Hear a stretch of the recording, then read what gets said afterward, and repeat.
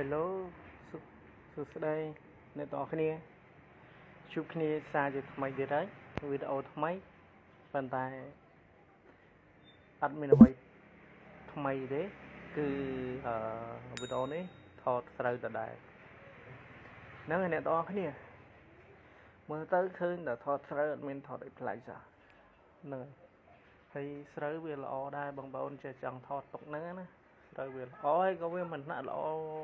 ខ្លាំងឬក៏វាអន់ពេកដែរមកល្មមដែលយើងទទួលយកបាននឹងឯជីវិតអ្នកស្រែអត់មានអីប្លែកទេមានតែស្រូវហ្នឹងឯងបងប្អូនហើយការងារចាំបាច់រងថ្ងៃនេះគឺមើលថែស្រូវហ្នឹងឯងរវល់ខ្លាំងបំផុតគឺអត់មានពេលតនេទេមួយថ្ងៃនៅតែវាស្រែទេបងប្អូនហើយហ្នឹងឯងនិយាយរួមទៅឥឡូវវា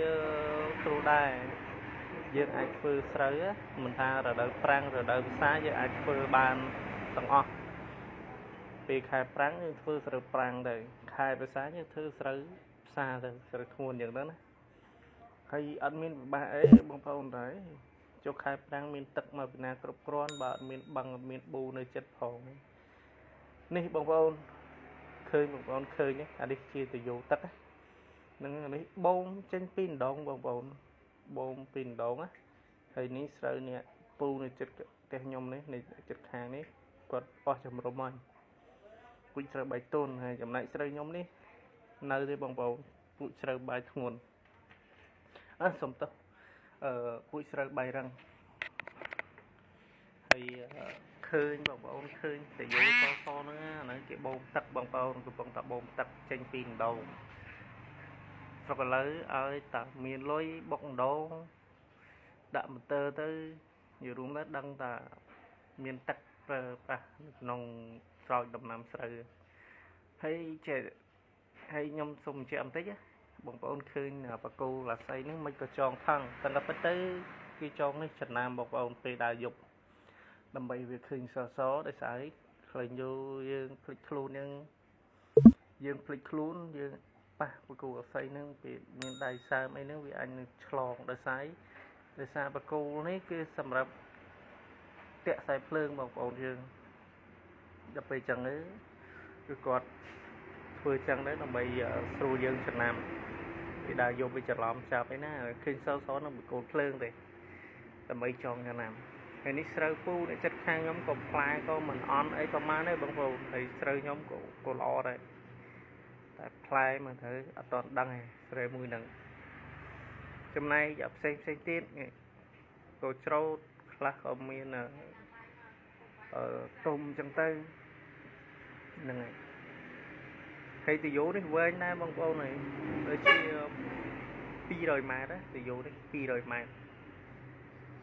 សម្រាប់បូមទឹកដាក់ស្រូវនៅក្នុងនោះហ្នឹងហើយឥឡូវមកមើលស្រូវពូមួយនៅចិត្តខាងនេះគឺផ្លែវាស្មើល្អណាស់បងប្អូនណានិយាយរួមវាស្មើហ្មងហ្នឹងហើយនិយាយរួមទៅឲ្យតែឃើញស្រូវផ្លែឃើញស្រូវល្អខៀវដូចស្រូវខ្ញុំនេះក៏មានកម្លាំងហើយបងប្អូនមានកម្លាំងធ្វើ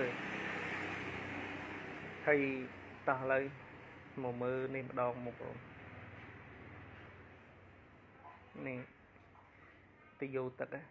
ហើយបន្តិចទៀតខ្ញុំនឹងនាំអ្នកទាំងអស់គ្នាឲ្យទៅឃើញនេះបងប្អូនមើលទឹកម៉ូទ័រយើងនេះបង20សេសនេះបងប្អូននេះ20សេសទឹកប៉ុណ្ណឹងដែរហូរជ្រែកហ្នឹងតែមួយយប់មួយថ្ងៃទៅបានទៅស្រែមើលត្រឹមកន្លះតាហ្នឹងត្រឹមតែរយៈពេលបូម20ម៉ោងបងប្អូននិយាយរួមកន្លែងនេះក្លុកនេះវាស្រូវនេះគេអត់ឆ្លូតបងមួយនឹងក៏នៅក្បែរផ្ទះខ្ញុំគាត់រវល់ពេកអត់ឆ្លងទេគាត់ធ្វើច្រើនបងប្អូនដល់ពេលចឹងអត់មានពេលឆ្លូកស្រីមួយមិនទាន់ហើយផងអានេះវាចង់ជ្រុលពេលហើយនឹងអ្នកទាំងអស់គ្នាបងប្អូនអាចទស្សនាផ្ដាទៅបងប្អូន